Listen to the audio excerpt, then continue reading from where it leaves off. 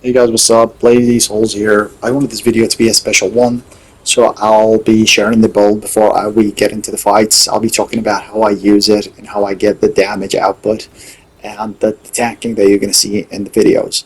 So let's dive right into it with the build. So I'm using two concoctions, as you can see, the Xenoplasm, which is physical cooldown, and whatever you like to run. And I'm doing that by using snake oil. So you get that from Mach 2 after completing a certain quest. And when it comes to the armor, Leto Mach 2 is my favorite, and the Profane Hearts. I'm using the Way of Kayula, and well, Sparkfire Shotgun with Charged Wounds and Scrap Shot. When it comes to the the melee, whatever, and always Nebula. The Ritualist with Eruption, and when it comes to the amulet, which is the most important part, I'm using the Legacy Protocol. And after I get the skill cooldown perk, I switch to the Ornate Amulet, or the Jester's Bell. Whatever I see how it fits. I mean, I love Jester's Bell, but the Ornate Amulet is OP. Rings, Burden of the Rebel, and the Crimson Dreamstone, Brink of Crisis, and the Burden of the Gambler. I switched the Burden of the Gambler for like Burden of the Destroyer for targets with huge weak spots that I can actually damage.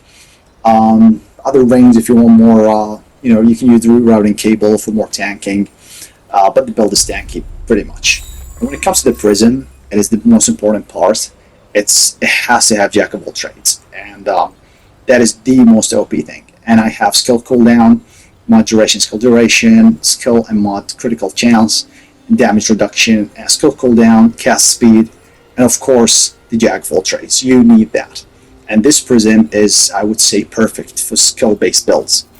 When it comes to the traits, it's these are like my pretty standard ones: regrowth, strong back, you got vigor, gifted, speed caster, flash caster, amplitude, bark skin, and of course siphoner, because it works so well with the profane heart. So without further ado, let's just get into the fights, and you will see the build for yourself. And I would say this is the most broken build in Remnant. You do insane damage, and you tank as hell. I mean, look at this fight.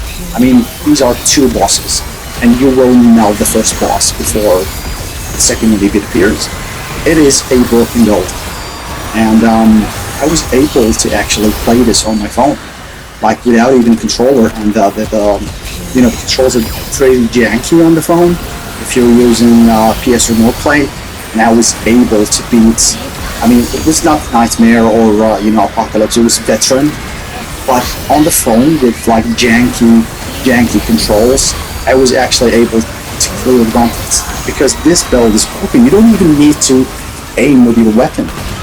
All you need to do is just cast these skills that do insane amount of damage, and it's pretty user friendly. You don't even need to be doing crazy stuff. There's two buttons that you have to smash: L1, R1, L1, R2. So that's basically all you have to do.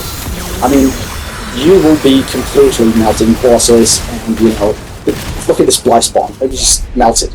And with Gwendol, look at this. Boom, and then Nebula, and then boom. Look at this. You can melt the boss without even doing that much effort. But there's a couple of bosses that you actually have to switch. For example, when it comes to Lydusa, just before she transitions into the final phase, because she can one-hit you, so you need to switch it around a little bit. Switch the prism. You have enough time to switch your amulet or your weapon, but swap the ring, and you should be okay. And when it comes, for ranged-based bosses, like I would say Lydusa, Togratha a little bit, 100% Shahala. I mean, there's and Annihilation, because when it comes to Annihilation, you can actually beat him with this build, but it takes time. If you switch it to a ranged build, it would be much easier, just to save you some time. But other bosses, you'll be melting. And I'll stop talking, and then, sorry, I'm a little bit nervous. This is my first time commentating, and great video.